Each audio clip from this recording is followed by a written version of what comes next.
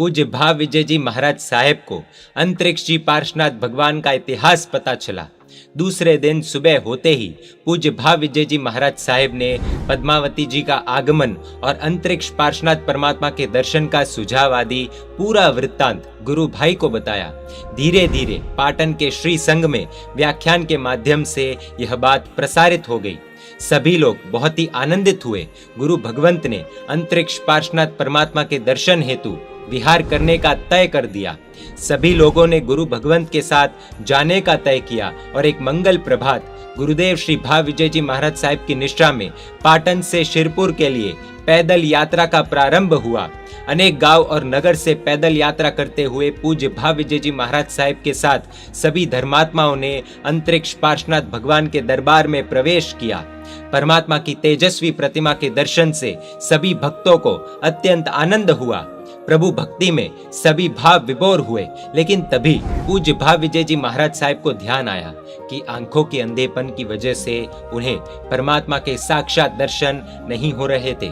गुरु भगवंत अंतर से रो रहे थे, क्या मैं कभी भी अंतरिक्ष जी दादा के दर्शन नहीं कर पाऊंगा?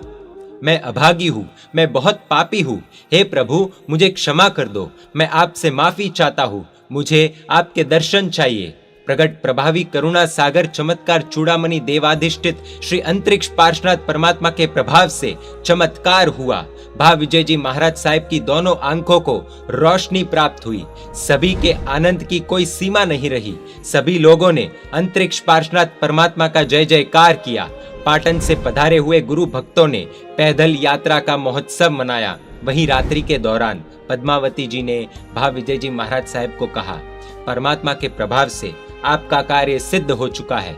परमात्मा का जिनालय बहुत ही छोटा है।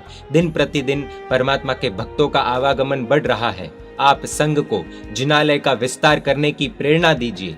दूसरे दिन भाव विजय जी महाराज साहिब ने प्रवचन के माध्यम से जिनालय के विस्तृतीकरण के बारे में पद्मावती जी ने दिया हुआ संदेश लोगों को सुनाया। पाटन से आए हुए सभी प्रभु भक्तों ने गुरुदेव की बात का सहर्ष स्वीकार किया और जिनालय विस्तृतीकरण का कार्य शुरू हुआ। विक्रम संवत 1715 चैत्र शुक्ल छठ के दिन इस शुभ दिन पर परमात्मा की पूर्वाभिमुख पुनः प्रतिष्ठा हुई। उस समय से आज तक परमात्मा अवकाश में लगभग 1 अंगुल अद्धर और स्थिर है। यह परमात्मा का पूर्ण इतिहास 144 संस्कृत श्लोकों में लिखा गया है। आज भी वह ग्रंथ मौजूद है। यह कोई काल्पनिक कल्पना नहीं है। जैन साधु महात्मा को पद्मावती जी ने जो पार्श्वनाथ परमात्मा का पूरा वृत्तांत बताया, वो उन्होंने अंतरिक्ष पार्श्वनाथ महात्म्य नाम के संस्कृत ग्रंथ में आज से करीब 350 साल पहले लिखा है। तो ये था अंतरिक्ष जी पार्श्वनाथ दादा का पूरा इतिहास। आज तक हजारों यात्रिक अंतरिक्ष पार्श्वनाथ परमात्मा के प्रभाव को प्राप्त कर चुके हैं। यदि आप इनके दर्शन करना चाहते हैं तो इनका लोकेशन YouTube के इसी वीडियो के डिस्क्रिप्शन में आपको मिलेगा। हम सभी अंतरिक्ष पार्श्वनाथ परमात्मा की श्रद्धापूर्ण भक्ति करके जीवन में शांति, समाधि, सौभाग्य, सद्गति एवं सिद्ध गति प्राप्त करें। यही अंतरिक्ष जी पार्श्वनाथ दादा से हमारी प्रार्थना।